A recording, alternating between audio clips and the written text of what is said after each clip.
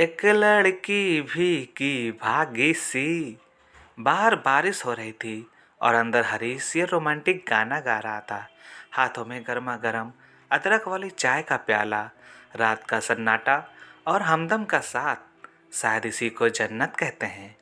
खुद की सोच पर ही सपना मुस्कुरा दी। हरीश वाकई बहुत अच्छा गाना गाता था। उसका गाना माहौल को और भी ज़्यादा खुशनुमा बना रहा था। गाना समाप्त हुआ तो हरीश ने दाद की चाह में सपना की ओर देखा। सपना ने भी अपने खास अंदाज में उसके गाने की तारीफ की। यूं ही हंसी खुशी में दोनों चाय पी रहे थे। तभी सपना ने मजाक में हारिस से पूछ लिया कि ये गाना वो किस लड़की के लिए गा रहे थे। तो उसने भी नाटकीय अंदाज में कहा, है कोई, तुम्हें क्यों बताऊं? ओह मत बताओ, मुझे भी सुनने में कोई इंटरेस्ट नहीं है। सपना ने भी इतरा कर कहा। तो हरीश की हंसी छूट गई।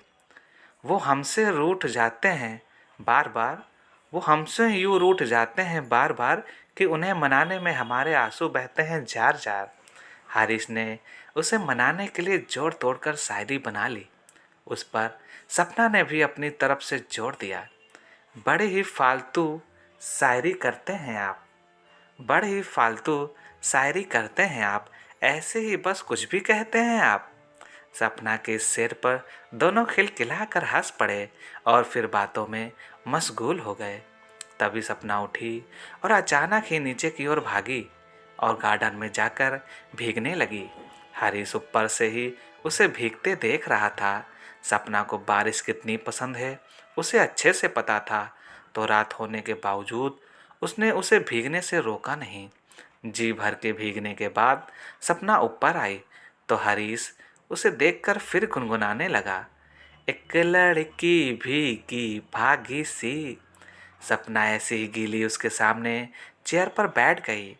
नीचे बारिश में हंसते हुए नाचने वाली सपना अचानक ही गंभीर हो गई। उसे बीमार होने का कोई डर नहीं था। हरीश ने उसे कपड़े बदलने को कहा तो वो बोली, हरीश, अब तुम जब तक मुझे उस लड़की के बारे में नहीं बताते, मैं ऐसे ही सारी रात यहाँ गीली की गीली बैठी रहूँगी। मैं अगर बीमार पड़ गई तो याद रखना, इसके भी जिम्मेदार तुम ही होगे। ये बात सपना सीरियसली बोल रही थी। हरीश सपना के उसके प्रति पागलपन से अच्छी तरह वाकिफ था।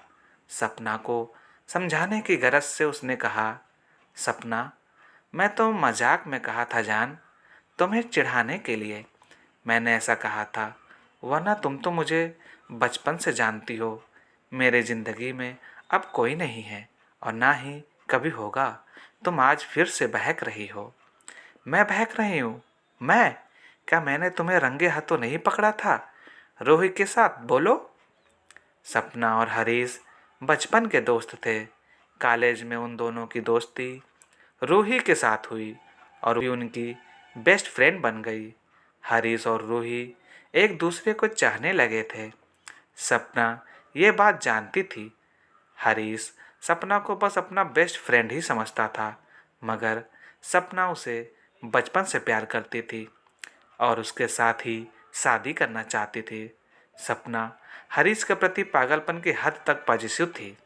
वो हरीश को कभी किसी लड़की के साथ नहीं देख सकती थी। रूही के साथ भी हरीश अगर ज़्यादा बात कर लेता था तो वो बिदक जाती थी और 2-3 दिन तक उनके साथ बात नहीं करती।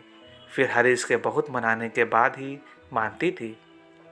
अब ये हमेशा की बात हो गई थी। रूही में सारी खूबियाँ होने के बावजूद हरीश के घर वाले उसे अपनी बहू नहीं बनाना चाहते थे, क्योंकि वो दूसरे समाज की थी। हरीश भी ये बात अच्छी तरह जानता था कि उसके परिवार वाले इस शादी के लिए कभी नहीं मानेंगे। रूही भी समझदार थी, इसलिए दोनों ने समझदारी दिखाते हुए अलग होने का फैसला कर लिया और सपना का रास्ता साफ हो गया। उसने साम दाम दंड से हारिस से शादी रचा ली। शादी के बाद भी सपना का यही हाल था। वो बात बात पर हरीश पर शक करके उसे परेशान करती रहती थी। हालांकि वो हरीश का बेहद ध्यान भी रखती थी। उसके मुंह से निकलने के पहले ही सपना हर बात समझ जाती थी। हरीश भी छोटी से छोटी ज़रूरतों के लिए सपना पर ही निर्भर था। सपना ने घर भी बहुत ही अच्छे तरीके से संभाला हुआ था। ऐसे ही ज़िंदगी चल रही थी कि एक दिन हरीश को रूही का फ़ोन आता है। वो उससे मिलना चाहती थी।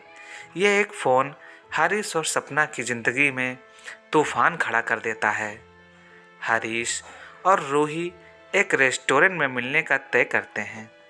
सपना के स्वभाव को देखते हुए दोनों सपना को कुछ भी नहीं बताते हैं और मगर सपना ने किसी तरह दोनों की बातें सुन ली थीं, पर उसने हरीश पर ये जाहिर होने नहीं दिया।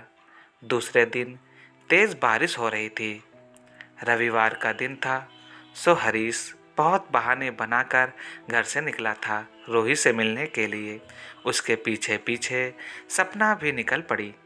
हरीश रूही के टेबल तक पहुंचता है और बारिश की वजह से थोड़ी गीली हो चुकी रूही को देखकर धीरे से गाता है, एक लड़की भीगी भागी सी। तब तक सपना लपक कर वहाँ पहुँच जाती है और तमाशा खड़ा कर देती है। रूही और हरीश दोनों ही के लिए ये बहुत ही अनएक्सपेक्टेड था। रूही अपमान की आग में झुलसती हुई वहाँ से निकलने की कोशिश करती है तो सपना उसे थप्पड़ जड़ देती है। अब हरीश का भी संयम जवाब दे जाता है और वो भी सपना को थप्पड़ मार देता है। सपना भुनभुनाती हुई वहाँ से चली जाती है। रूही भी बिना कुछ कहे वहाँ से निकल जाती है। घर जाने की बजाय हरीश अपने फ्रेंड के घर चला जाता है और यहाँ घर पर सपना खतरनाक कदम उठा चुकी थी। हरीश, बोलो, कुछ है कुछ तुम्हारे पास बोलने के लिए? सपना की तेज आवाज़ से हरीश भूतकाल से निकलकर वर्तमान में आ जाता है। मैंने तुम्हें तब भी समझाया था सपना, और आज भी वही बात कहूँगा कि तुम्हें बहुत बड़ी गलतफहमी हो गई। हम दोनों के बीच संबंध कब के ख़त्म हो चुके थे। वो सिर्फ एक फ्रेंडली मुलाकात थी। सिर्फ तुम्हारे सवालों से और पागलपन से बचने के लिए हमने तुम्हें नहीं बताया था। हर साल जब भी बरसात होती है तुम ये हरकत ज़रूर करती हो सपना। अब बस भी करो यार, 3 साल हो गए हैं उस बात को। अब मैं तंग आ गया हूँ तुमसे। हारिस ने कहा, मुझसे तंग आ गए हो ना? तो लो, मैं जा रही हूँ और इस बार तो पक्का कभी भी नहीं आऊँगी दोबारा, देखना। तुम बुला बुला कर थक जाओगे पर मैं नहीं आऊँगी, सपना ने गुस्से से कहा। जाओ ना, किसने रोका है? हर बार यही कहती हो और फिर वापस आ जाती हो। इस बार नहीं आऊँगी, सपना ने कहा। कहते ही सपना ने बालकनी से छलांग लगा दी।